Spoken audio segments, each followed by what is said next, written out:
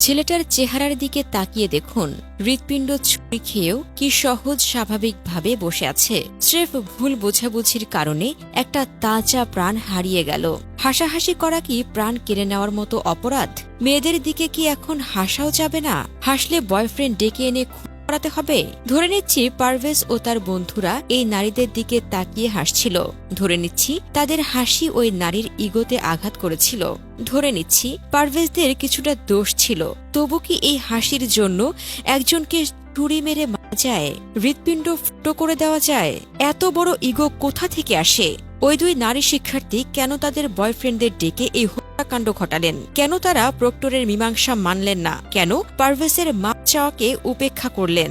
এই দুই নারী এই হত্যাকাণ্ডের মূল প্রচারক। তারা ইচ্ছাকৃতভাবে তাদের বয়ফ্রেন্ডদের উস্কানি দিয়ে পারভেজকে মুখে ঠেলে দিয়েছে।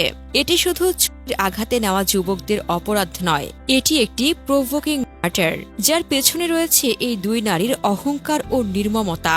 জানা যায়, প্রাইম এশিয়া বিশ্ববিদ্যালয়ের ক্যাম্পাসের সামনে পারভেজ তার দুই বন্ধুকে নিয়ে দোকানে সিঙ্গারা খাচ্ছিলেন হাসি ঠাট্টায় মেতে। কাছেই দাঁড়িয়েছিল দুই নারী শিক্ষার্থী। তারা ভুলভাবে মনে করেন পারভেজ ও তার বন্ধুরা তাদের নিয়ে হাসাহাসি করছে।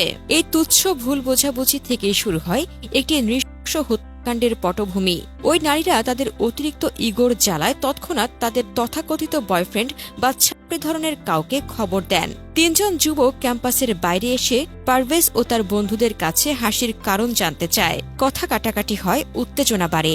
বিশ্ববিদ্যালয়ের প্রক্টর ও কর্মকর্তারা দ্রুত হস্তক্ষেপ করেন। পারভেজ স্পষ্ট বলেন, আমি মেয়েদের দিকে তাকিয়ে হাসিনি, বন্ধুদের সাথে হাসতেছিলাম। তিনি ওই দুই নারীর কাছে মাফও চান। প্রক্টর বিষয়টি মীমাংসা করে দেন। মনে হচ্ছিল ঝামেলা শেষ।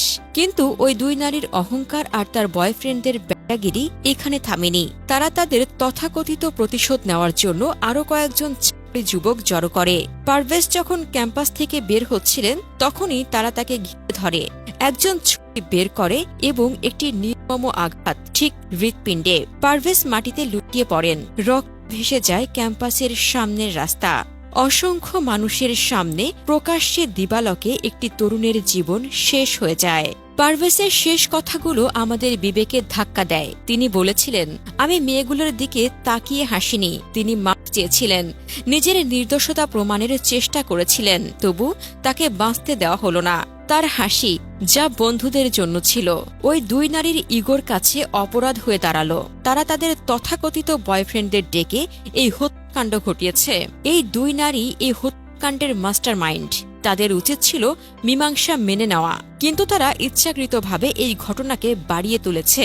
জানা যায়, পারভেজের বাড়ি ময়মনসিংহের ভালুকা উপজেলার কালচান গ্রামে। তার বাবা জসিমউদ্দিন কুয়েত প্রবাসী।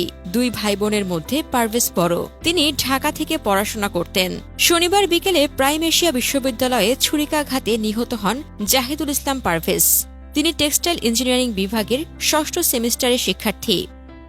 এদিকে রাজধানীর নয়াপল্টনে বিএনপির কেন্দ্রীয় কার্যালয়ের সামনে দুপুর ১২টার দিকে জাহিদুল ইসলাম পারভেজের অনুষ্ঠিত হয়। এতে ছাত্রদল ছাড়াও বিএনপি ও অঙ্গ সংগঠনের বিভিন্ন পর্যায়ের নেতাকর্মীরা উপস্থিত ছিলেন। জানা যায়, উপস্থিত ছিলেন বিএনপি নেতাকর্মী, ছাত্রদল সভাপতি, নিহতের ভাই ও প্রাইম এশিয়ার কয়েকজন শিক্ষক। যার পর নিহতের ভাই কান্নায় ভেঙে পড়েন ছাত্রদল সভাপতি রাকিবুল ইসলাম রাকিবের সামনে।